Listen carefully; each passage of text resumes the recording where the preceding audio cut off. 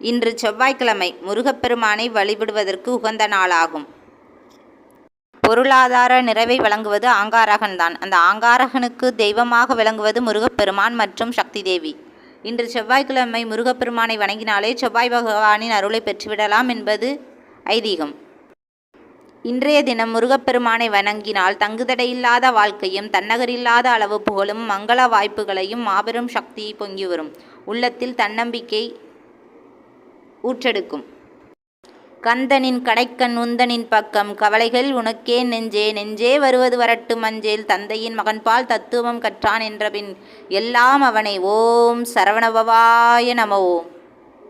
முருகப்பெருமானுக்கு தொடர்ந்து 6 வாரம் விரதமிருந்து விளக்கு போட்டு வழிபட்டால் அவர் 6 வாரங்களில் நம் பிரச்சனைகளை தீர்த்து வைப்பார். உங்களுக்கு இந்த வீடியோ பிடிச்சிருந்ததுன்னா கமெண்ட்டில் சொல்லுங்கள். லைக் பண்ணுங்கள், ஷேர் பண்ணுங்கள், சப்ஸ்கிரைப் பண்ணுங்கள். Bye bye from Sakthi Siva.